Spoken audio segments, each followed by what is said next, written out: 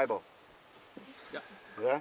This was one of my favorite. I love it when my brain works right and it clicks. It takes a couple of days of cleaning up for it to really work. But when it does, it clicks. I'm in court and they give me the Bible and they say, do you swear to tell the whole truth, or do you swear to tell the truth, the whole truth, and nothing but the truth? So help you God. I went, no.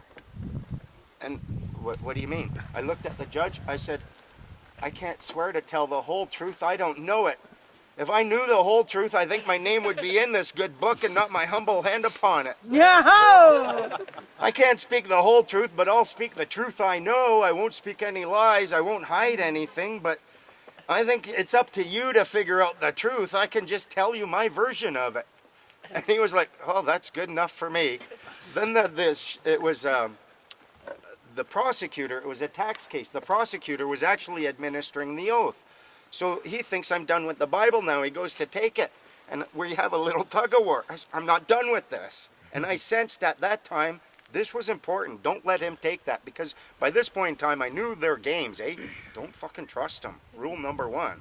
So anything they want to take is something I want to keep. You're just a troublemaker. Nope, sorry. So I'm keeping it. And then, well, he can hold on to it, the judge says, so I'm holding on to it like this. I'm using it like a shield. And then the guy asked me about Section 238 of the Income Tax Act. And I opened the Bible, I said, what page are we on? That's what the judge did for about 3 seconds, and then he went... He fucking turned away. And anyone got a Kleenex, please?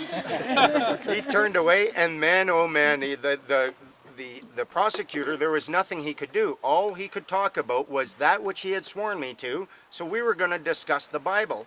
We weren't. Thank you. Yeah. Show preparation. Rule number 1. Clean your sinuses. We thought it was the other one. And that was all I was going to be willing to talk about, was the Bible.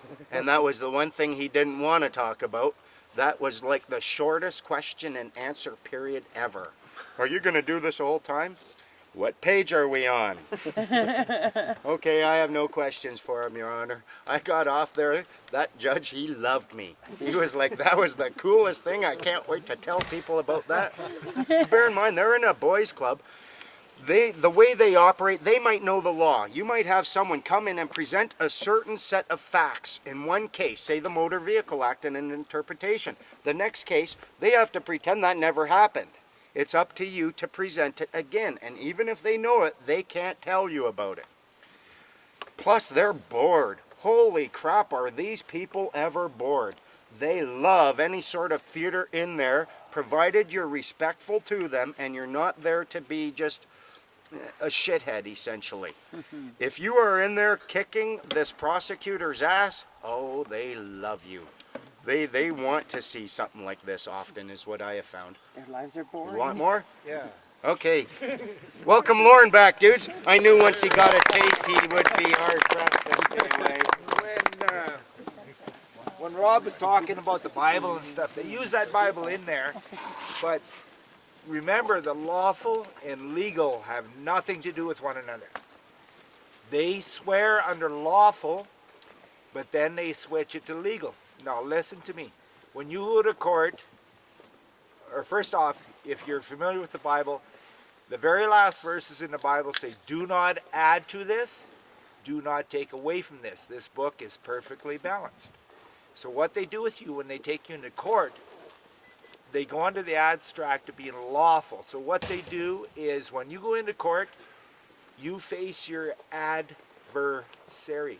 They add verses to the Bible and they hook you into contract and make you responsible legally for those verses that are added to the Bible. And it says in there, do not add to and do not take away.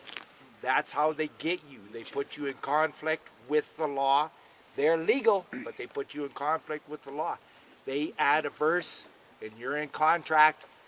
You accept it because you start to fight with them. And that's how lawyers get you. They're your adversary. And it all goes back to the Bible. They add to it. You go into contract, start to fight with them, then they dump the whole thing on you. Don't be an adversary. Just don't go in there.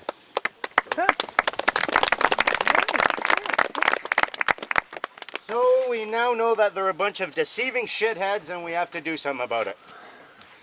One of the things, the problem that we have with the courts right now, they're doing a specific job, but they're not really doing it properly. Imagine for a moment, what I want to explain to you is the difference between de facto and de jure. De facto means, the definition runs along the lines of something that, for all intents and purposes, is doing the job, and therefore you got to take it seriously. The best way to look at it, imagine an airplane. You buy a ticket, you get on an airplane, you buy a ticket with a professional pilot. You have certain expectations, there are certain rules that are going to apply to you. You can't jump out the window on a whim with a de jure pilot. But what if that pilot dies? What if some Cessna guy who's only just in training starts taking over and flying that plane and is planning and trying to land it? Is he the pilot? He's piloting the plane, so in that regard he is the pilot, but you never signed on to that, did you? No. No. So he's not a de jure pilot. If you were wise enough and you brought a parachute, you would have the right to say, okay, everyone buckle up, sorry you didn't bring a parachute, I did and I'm leaving. You have that power when you're dealing with something that is de facto, which you wouldn't have with de jure. This is how the corporations have ripped us all off, have hijacked our courts, turned it into their own private businesses, making huge, huge money. Huge money. They're banks, essentially. And they seized our our government. The people who are at the top of the chain there, they jump back and forth from jobs in the government, jobs in the other corporations. When they retire from a government job, they get a sweet, cushy job with some corporation, making 10 times more than they really are earning because of what they did when they were in government. And we all know this. Now the problem is, are these courts de jure or de facto? Because if they're de facto, then the remedy is simply convening a de jure court. Now, it's about trying to get the proof of that. And there's no one harder to prove some of this stuff to than old women, not so old women, I mean, who have raised adult kids. Because you can't get a lie past a mom. I don't care how much gin they have pickled themselves in. Getting a lie past a mom is kind of like a 7-foot meat-eating basketball player getting a fart past a blind vegetarian midget in an elevator. You can't do it. Sorry for the visualization. So, folks, I'd like you to welcome. You told me a story about a cash payment, and then he said, "Oh yeah, well you know that cabin," and then you took the. Oh.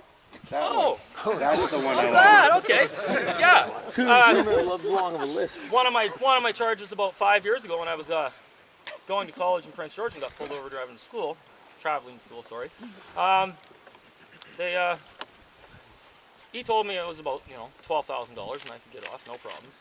But he wanted $7,000 of cash and $5,000 on the books for his business. I said, oh, okay, sure. So that's the way I paid him. I gave him $7,000 cash.